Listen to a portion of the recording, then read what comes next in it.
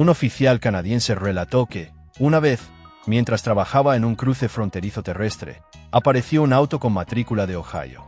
El conductor, un hombre de unos 40 años, entregó su licencia de conducir como si fuera suficiente. El oficial le pidió entonces su pasaporte, y ahí empezó la confusión. El estadounidense, con expresión de genuina sorpresa, respondió: «¿Pero para qué lo necesitaría? Solo voy a Canadá, no a otro país». El oficial intentó explicarle con paciencia que sí, Canadá es otro país, con sus propias leyes y fronteras. Pero el hombre no lo aceptó. «Mira, está aquí arriba en el mapa. No es como si estuviera cruzando un océano. Esto es solo Norteamérica. Mi billetera debería bastar». Estaba tan enojado que terminó siendo detenido y pasó unos minutos argumentando que estaban violando sus derechos como ciudadano estadounidense. Y esa no fue la única vez que alguien no entendió que el mundo no gira en torno a Estados Unidos. Una familia recibió en su casa a un estudiante de intercambio de una región rural estadounidense. Una noche, todos estaban viendo las noticias cuando dieron un reportaje sobre el primer ministro australiano. El niño se volvió hacia el padre de familia y preguntó, muy serio: «Pero espera, creía que el presidente de Estados Unidos era el líder de todos los países. ¿Por qué Australia tiene a otra persona al mando?». Intentaron explicarle la idea de la soberanía nacional, que cada país tiene su propio gobierno y que la autoridad del presidente estadounidense termina en la frontera estadounidense.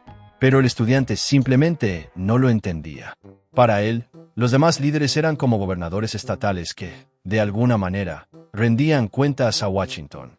Y si ya creen que eso es bastante confuso, esperen a escuchar las historias de estadounidenses lidiando con cafés y hoteles de todo el mundo.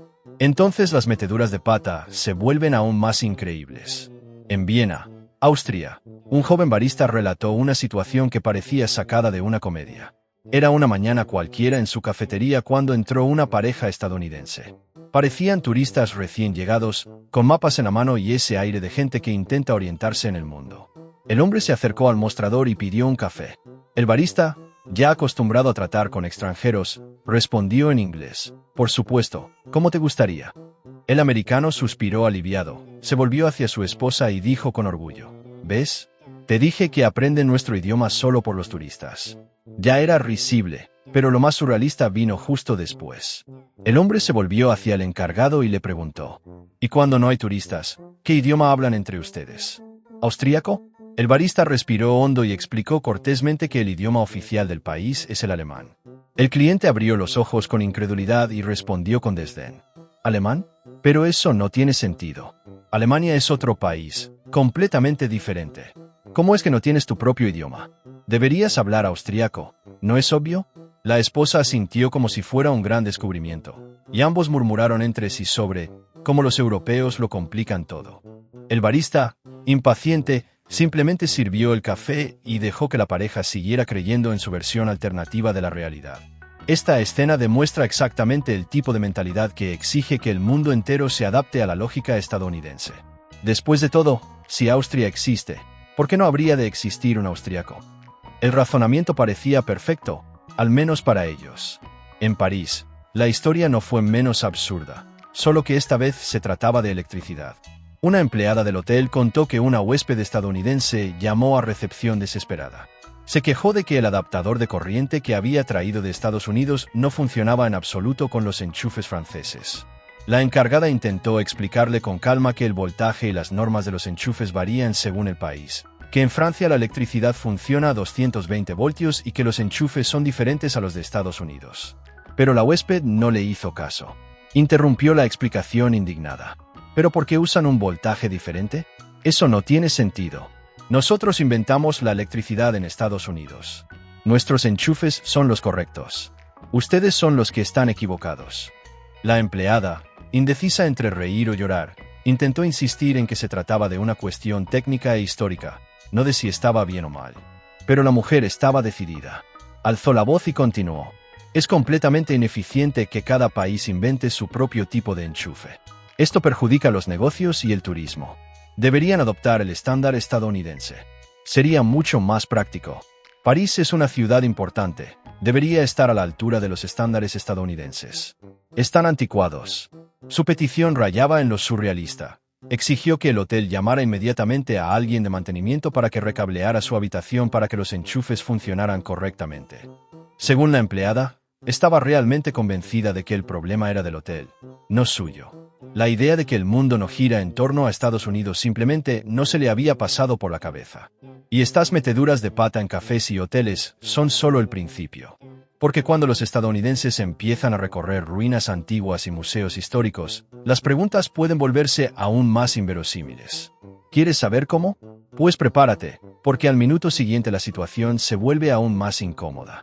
En Roma, un guía turístico italiano me contó que guiaba a un grupo de extranjeros por el Foro Romano, ese impresionante lugar lleno de ruinas que cuentan miles de años de historia. El sol caía a plomo. El guía hablaba con entusiasmo sobre la importancia política y cultural de la antigua Roma, y todos parecían asombrados. Bueno, casi todos. Un estadounidense con pantalones cortos floreados y gorra roja levantó la mano e hizo una pregunta que dejó a todo el grupo en silencio. Señaló las columnas rotas y los muros caídos y dijo, con toda la seriedad del mundo: «Mira, todo esto está muy bien, pero ¿por qué construyeron todo ya roto? ¿No tenían suficiente tecnología para terminar los edificios?». El guía se quedó sin palabras por unos segundos, intentando averiguar si era una broma. Pero el hombre estaba realmente confundido. Luego, con paciencia, explicó: «Señor, estos edificios se construyeron hace más de 2000 años. El tiempo, los terremotos, las guerras, todo esto ha destruido las estructuras. Lo que veo hoy son ruinas». El americano frunció el ceño, meneó la cabeza y respondió algo indignado: «Pero eso no tiene sentido. En Estados Unidos, construimos todo para que dure. Carreteras, edificios, puentes, todo es sólido y resistente. Mira lo que pasa cuando no se siguen los estándares de construcción estadounidenses. Un desperdicio de material. Deberían haber contratado a nuestros ingenieros». El guía, con una sonrisa irónica, continuó el recorrido. Pero el ánimo entre los turistas había cambiado. Algunos reían discretamente, otros miraban avergonzados. Y el estadounidense, convencido, le susurró a su hijo: «¿Ves? Por eso Estados Unidos es la mejor nación del mundo. Sabemos cómo construir bien». La escena, a la vez divertida y triste, muestra cómo el orgullo nacional a veces puede convertirse en pura ignorancia histórica. En otra ocasión, un auxiliar de vuelo relató una conversación surrealista durante un vuelo a Sydney, Australia. Era diciembre, el avión sobrevolaba el Océano Pacífico y los pasajeros podían seguir la ruta en el mapa interactivo de la pantalla. De repente, un estadounidense llamó a la azafata con una mirada sospechosa. Señaló el monitor, visiblemente irritado. «Señora, algo anda mal. El mapa del avión dice que ahora es verano en Australia, pero mi calendario dice que es diciembre, es decir, invierno. ¿Su sistema no funciona?». La azafata sonrió y trató de explicar con calma: «En realidad, señor, las estaciones son diferentes en el hemisferio sur. Mientras que en el hemisferio norte es invierno, aquí es verano». Pero el pasajero no quedó satisfecho. Se removió en el asiento, cruzó los brazos y respondió: «No, no, no. Diciembre es invierno en todas partes. Ha sido así desde siempre. Te lo estás inventando. Esto del hemisferio es solo teoría. Alguien miente, y seguro que es la aerolínea». La azafata, ya acostumbrada a lidiar con situaciones extrañas, insistió: «Señor, es una cuestión de geografía. La Tierra está inclinada, así que las estaciones son opuestas». Él, cada vez más desconfiado, meneó la cabeza y dijo: «No me vengas con esa historia de la Tierra inclinada. Eso es jerga científica. Sé que diciembre es invierno y punto». Al final, pasó el resto del vuelo quejándose de que la aerolínea engañaba a los pasajeros para que lucieran diferentes. Mientras tanto, otros viajeros reían en voz baja, incrédulos ante lo que acababan de presenciar. Y si estas preguntas en los recorridos históricos e incluso en los aviones ya parecen una locura, imagínense cuando entran en librerías, museos o empiezan a hablar de literatura y arte. La confusión alcanza otro nivel. Y ahí es precisamente a donde nos dirigimos. En Londres, el gerente de una librería vivió una de las escenas más increíbles de su carrera. Un joven estudiante estadounidense entró en la librería, deambuló entre los estantes durante unos minutos y finalmente trajo consigo un ejemplar de 1984, el clásico de George Orwell. Colocó el libro en la caja y formuló una pregunta que dejaría a cualquier vendedor sin palabras: «¿Este libro está en inglés?». El gerente miró la portada, miró al niño, respiró hondo y respondió con la calma de quien ya ha atendido a cientos de turistas: «Sí, está en inglés». George Orwell fue un escritor británico. El estudiante frunció el ceño, como si aún tuviera dudas, y respondió: «Bueno, ¿pero es inglés americano?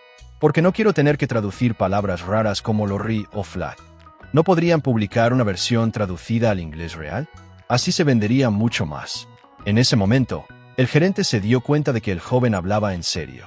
No bromeaba, no era sarcasmo, no fingía ignorancia. Creía sinceramente que existían dos idiomas distintos: el inglés americano, lo cual sería correcto, y el inglés británico, que, en su opinión, debía traducirse. Con toda la cortesía del mundo, el gerente intentó explicar que el inglés es el mismo idioma, solo que con variaciones de vocabulario y ortografía. Pero el joven insistió: «Pero eso complica las cosas. Deberías simplificarlas. Si quieres vender más, públicalo en inglés americano. Entonces lo compraría». El vendedor simplemente sonrió, le quitó el libro y le entregó la bolsa. En el fondo, pensó, si Orwell viviera para oír esto, probablemente escribiría otra novela distópica. La siguiente escena tiene lugar en París, dentro del museo más famoso del mundo, el Louvre. Un padre estadounidense, acompañado de su esposa y sus dos hijos adolescentes, recorrió las galerías hasta llegar a la pintura más famosa de todas, la Mona Lisa. Cientos de personas se congregaron para ver la pintura de Leonardo da Vinci. El hombre miró la obra con aire de decepción, entrecerró los ojos como si no pudiera creer lo que veía y dijo en voz alta: «¿Eso es todo? No entiendo tanta fama. El cuadro es diminuto». La hija adolescente, con la misma expresión de aburrimiento, añadió: «Y además, ¿por qué no sonríe de verdad? Parece aburrida, sin personalidad. Si fuera yo, habría puesto cara de felicidad para salir mejor en el cuadro». El padre rió, asintiendo, y la familia se tomó rápidamente una selfie con la pintura de fondo. Después, se marcharon, quejándose de que el museo era enorme y cansador, y que debería tener más escaleras mecánicas para facilitarles la vida a los turistas. Mientras tanto, turistas de otros países observaban con incredulidad. Al fin y al cabo, era casi como ver a alguien ante uno de los mayores símbolos de la historia del arte, tratándolo como si fuera un simple objeto decorativo de mala calidad. Este episodio demuestra claramente cómo, para algunas personas, el arte no se trata del contexto histórico, el simbolismo ni el ingenio creativo. Se trata simplemente del entretenimiento inmediato. Y cuando ese entretenimiento no cumple con las expectativas, la frustración se acompaña de críticas que rozan lo absurdo. Y si tales meteduras de pata ya ocurren en librerías y museos, esperen a que los turistas estadounidenses se encuentren con la naturaleza en otros países. Montañas, cascadas e incluso monedas extranjeras se convierten en fuente de preguntas que desafían la lógica. Y ahí es precisamente a donde iremos a continuación. En las montañas de los Alpes suizos, un viajero relataba que mientras hacía senderismo se encontró con una pareja estadounidense fascinada por el paisaje. El aire fresco, la nieve de fondo, los exuberantes valles, todo les parecía mágico. Pero su fascinación pronto se convirtió en curiosidad, digamos, peculiar. La mujer miró una majestuosa cascada que caía de la montaña y preguntó, con la mayor naturalidad del mundo: ¿quién enciende esa cascada todos los días? Debe ser un trabajo duro conseguir que el agua caiga con tanta precisión. ¿Y la apagan por la noche para ahorrar dinero? El guía, que acompañaba al grupo, guardó silencio unos segundos, sin saber si había oído bien. Pensó que bromeaba, pero la mujer hablaba completamente en serio. Su marido, curioso, añadió: «Sí, buena pregunta. Alguien tiene que controlar esto. Quizás el gobierno o alguna empresa privada dueña de las montañas». El guía respiró hondo y explicó que las cascadas son formaciones naturales, que no hay interruptor ni grifo oculto tras las rocas. El agua proviene del deshielo y la lluvia, y fluye continuamente. La pareja intercambió miradas de desconfianza, como si la respuesta no fuera convincente. La mujer refunfuñó: «Es extraño, en Estados Unidos todo funciona de forma organizada. Aquí parece improvisado». Mientras tanto, los demás turistas luchaban por contener la risa. ¿Por qué? Admitámoslo, la idea de que alguien se despierte en plena noche para abrir el grifo de la cascada es asombrosa. En Japón, la escena se desarrolló en una casa de cambio de Tokio. Un turista estadounidense se acercó al mostrador y pidió cambiar dólares. El amable empleado le preguntó cuánto quería convertir a yenes. El hombre se detuvo, frunció el ceño y preguntó, visiblemente incómodo: «¿Yen? ¿Pero por qué no lo llaman dólar japonés? Sería mucho más fácil». Ese nombre es confuso. El asistente intentó explicar que la moneda japonesa se llama yen durante siglos. Esto ha formado parte de la cultura y la economía del país. Pero a los turistas no les interesaba la historia. Querían practicidad. No tiene sentido que cada país invente un nombre extraño para su moneda. Lo correcto sería tener un dólar para cada lugar. Dólar japonés, dólar francés, dólar mexicano. Sería mucho más sencillo. El empleado sonrió, intentando mantener la compostura, mientras el americano seguía quejándose. Y este tipo de cambio también es incorrecto. Un dólar debería valer exactamente un yen. Es obvio. Todo esto de que un vale 140 es solo para engañar a los turistas. Tienen que arreglar esto. El asistente simplemente completó la transacción con paciencia oriental, pero sus ojos decían claramente, por favor, que alguien me salve de este diálogo. Y si todo esto les parece una exageración, esperen a la siguiente. Un técnico de soporte técnico de una empresa de informática informó haber recibido una llamada de un cliente estadounidense enfadado. El hombre estaba de vacaciones en Italia, intentando usar su nueva laptop, pero no conseguía conectarse a Internet. Después de algunas preguntas, el agente se dio cuenta del motivo. El cliente estaba intentando conectarse a la red Wi-Fi de su propia casa en Arizona, a más de 5.000 millas de distancia. El técnico explicó cortésmente: Señor, su red Wi-Fi solo funciona dentro del alcance del router instalado en su casa. Está en Italia, muy lejos. Por eso no puede conectarse. El hombre estaba indignado. ¿Pero a qué te refieres? Se llama World Wide Web, ¿verdad? Eso significa que debería funcionar en todo el mundo. ¿Es broma? Pagué por el servicio y debería estar disponible en cualquier parte del planeta. El empleado, ya sudando, intentó explicarle que el Internet global es accesible en todas partes, pero la red doméstica está restringida. Aún así, el estadounidense no lo aceptó. ¿Entonces me estás diciendo que el Wi-Fi no funciona en todo el mundo? Eso es publicidad engañosa. Te voy a demandar. Al final, el técnico colgó sintiéndose como si acabara de participar en un sketch cómico. ¿Por qué? Seamos sinceros, creer que la señal de un router puede cruzar continentes es digno de un guión de ciencia ficción. Y si ya tenemos este nivel de confusión sobre cascadas, monedas y Wi-Fi, imagínense cuando entran a bares, piden bebidas con nombres polémicos o empiezan a hablar de la historia de países enteros. Entonces la cosa se pone aún más delicada y aún más increíble. En Dublín, Irlanda, un camarero relató un episodio que todavía le hace poner los ojos en blanco cada vez que lo recuerda. Un turista estadounidense entró en el pub, pidió mesa e inmediatamente llamó al camarero para que le sirviera su bebida. Con aire seguro, soltó: «Consígueme un coche bomba irlandés».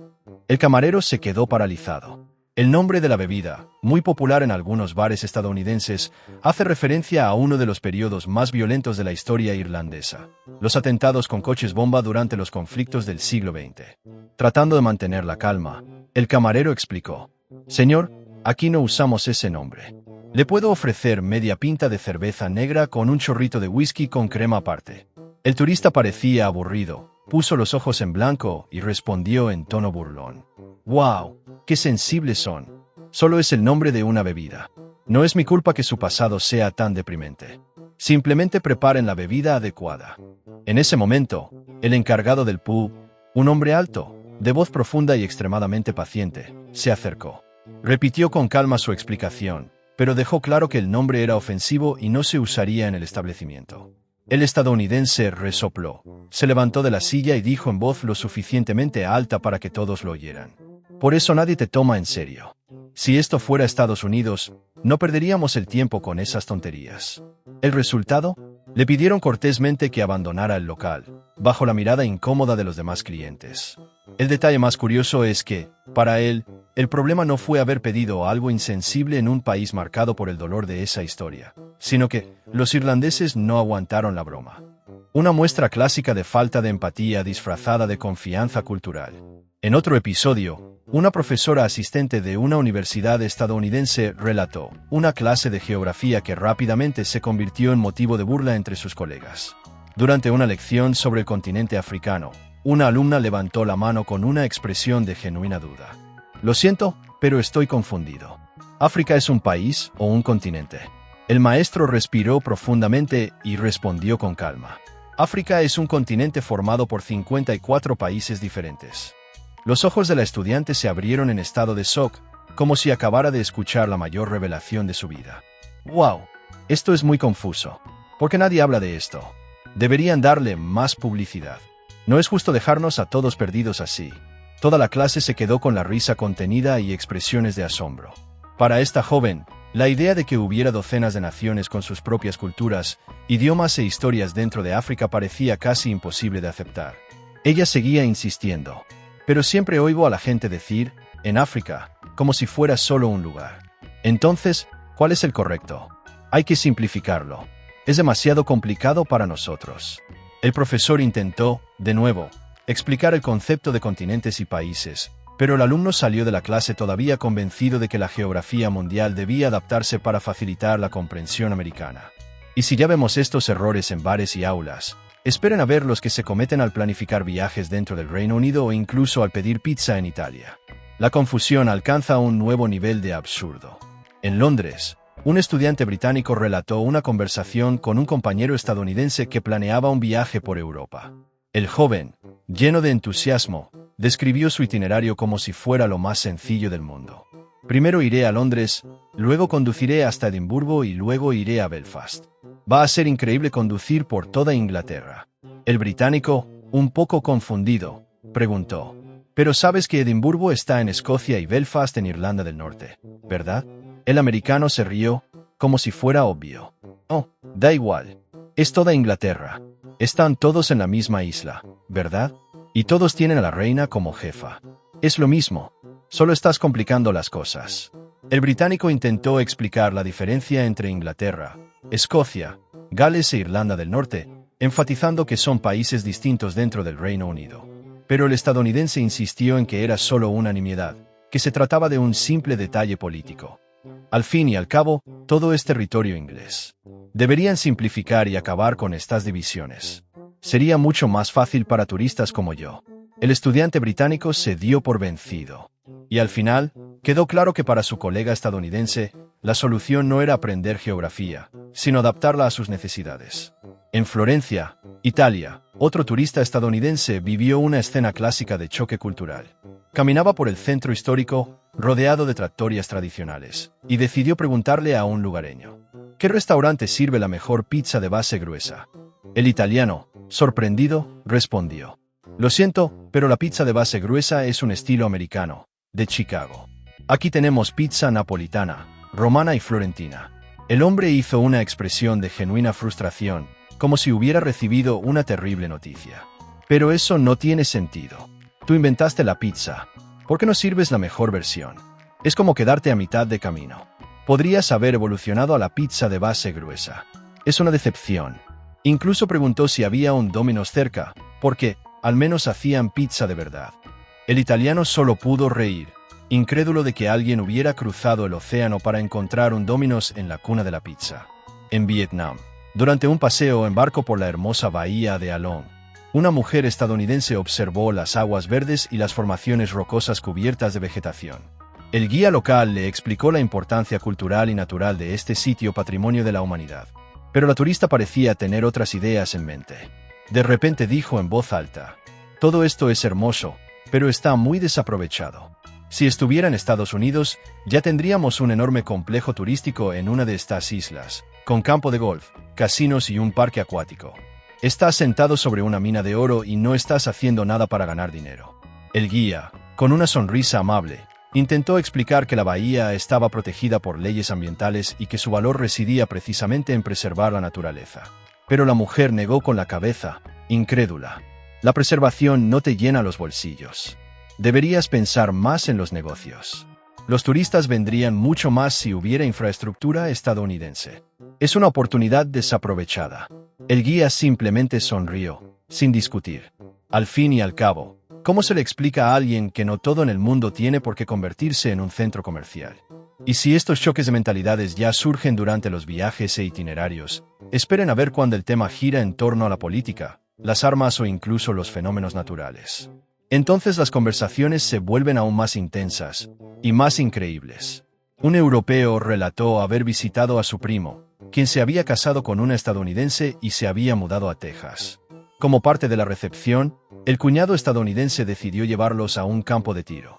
Para él, Era una parte esencial de la cultura del país, casi una atracción turística imprescindible. Entre explicaciones sobre calibres y municiones, el americano se detuvo, miró seriamente a los visitantes y dijo: ¿Saben por qué necesitamos armas? Porque somos el único país verdaderamente libre.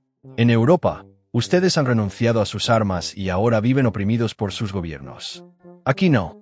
Aquí podemos asegurar que el gobierno nunca se vuelva demasiado poderoso. Los visitantes intercambiaron miradas incómodas, pero el norteamericano habló con tanta convicción que parecía creer que era el guardián de la libertad mundial. Crees que eres libre, pero no lo eres. Es solo porque el gobierno lo permite. Nosotros no. Nosotros mismos garantizamos nuestra libertad. El europeo intentó responder. Pero nos sentimos perfectamente libres, incluso sin necesitar pistolas ni rifles en casa. El estadounidense meneó la cabeza, casi con lástima, como quien le habla a un niño ingenuo. Para él, la libertad era un arma, y cualquier otro punto de vista era simplemente incomprensible.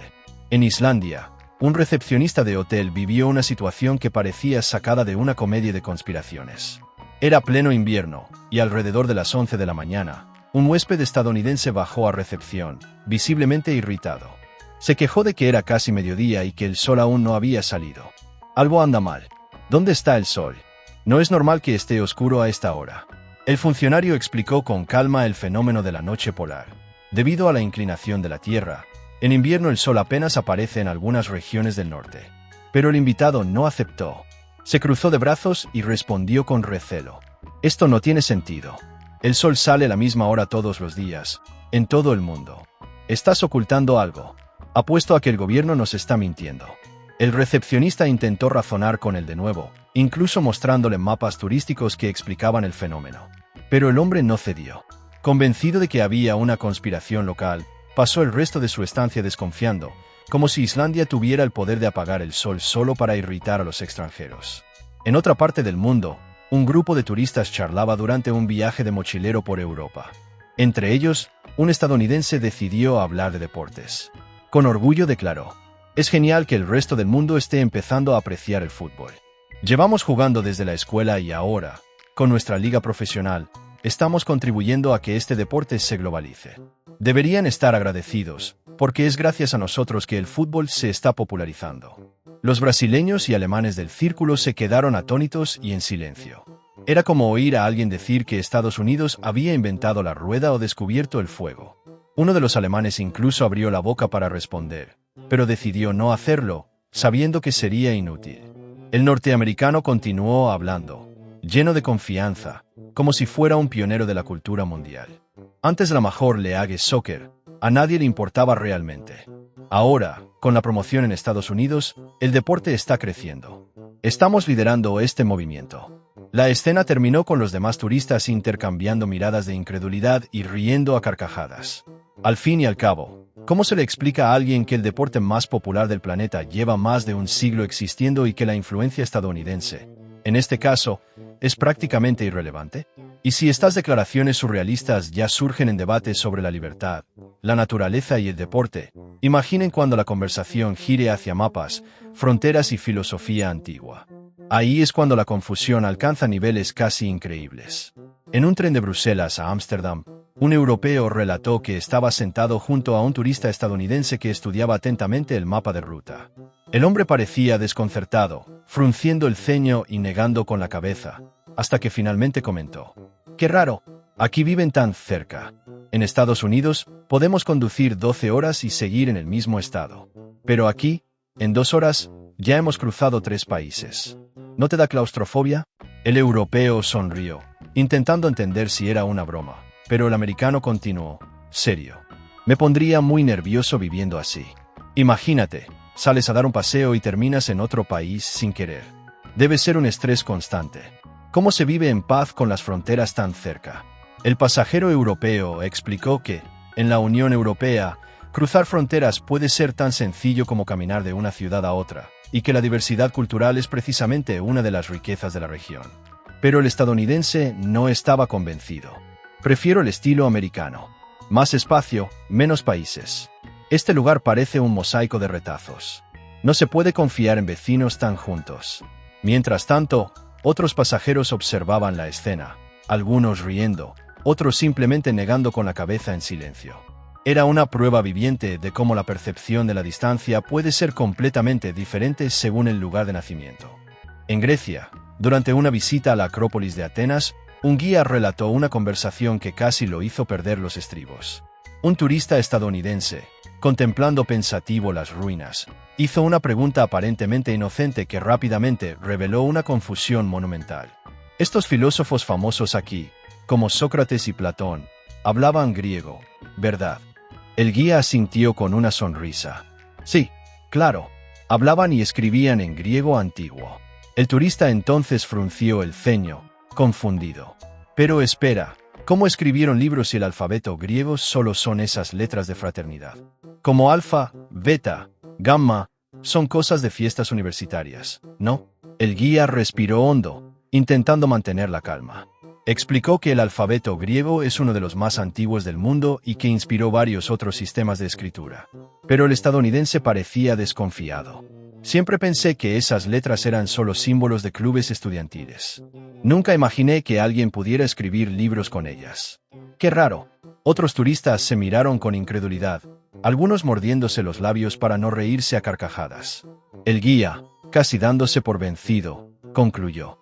De hecho, las letras que se ven en las fraternidades son solo una apropiación moderna.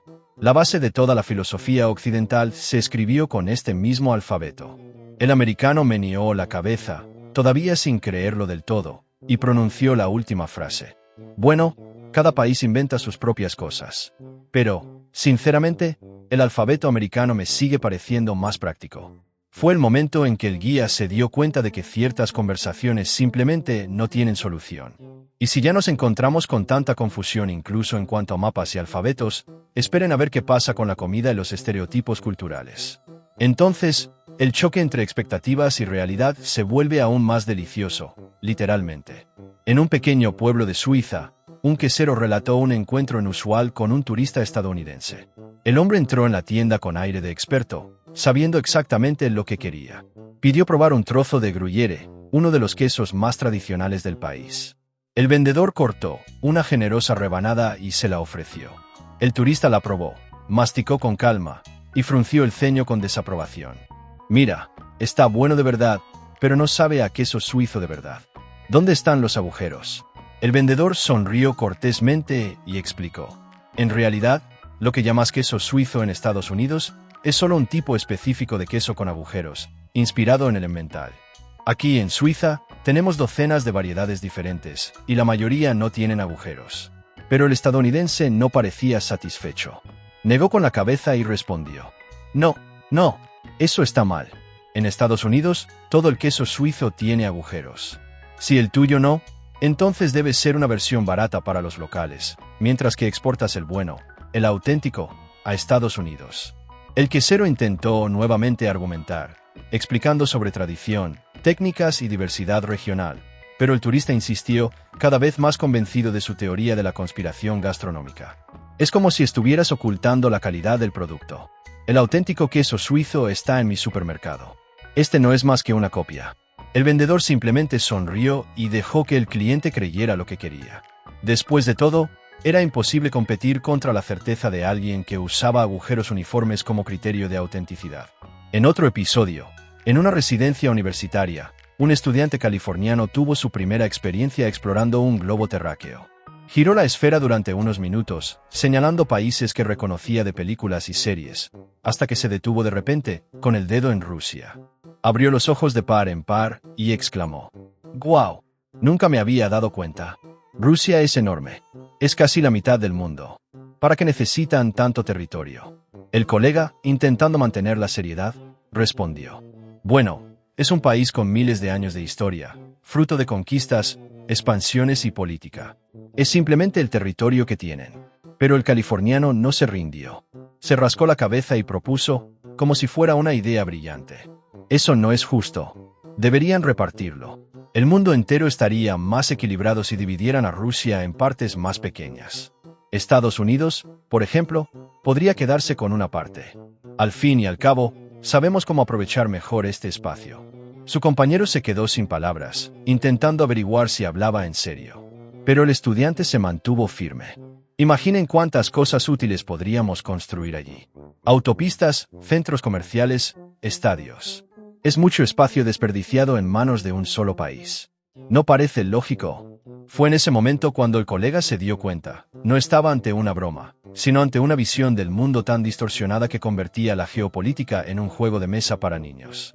Y si incluso el queso y los mapamundis ya contienen afirmaciones que rozan lo increíble, imaginen cuando combinamos todas estas historias en un solo vídeo. El retrato final es casi cómico. Un planeta entero intentando explicar lo obvio, mientras algunos estadounidenses siguen convencidos de que su lógica debería regir el mundo. Y después de escuchar todas estas historias, es imposible no preguntarse, ¿algunos estadounidenses realmente viven en el mismo planeta que el resto de nosotros o habitan una realidad paralela donde la lógica es opcional? Entre pasaportes que no son necesarios porque Canadá no es extranjero, cascadas que necesitan activarse por la mañana y la Mona Lisa criticada porque no sonríe lo suficiente. La sensación es como ver una mezcla de comedia stand-up y un documental sobre otra civilización. Pero ahora quiero saber de ustedes, ¿cuál de estas historias fue la más absurda? ¿La del turista que le pidió a su hotel de París que cambiara todo el cableado eléctrico? ¿O la del estudiante universitario que creía que África era un solo país? Escriban en los comentarios porque las leeré todas. Y, por supuesto, si te gusta este tipo de contenido, no olvides suscribirte al canal y activar la campanita. En el próximo vídeo, compartiré aún más historias que parecen imposibles, pero que realmente sucedieron.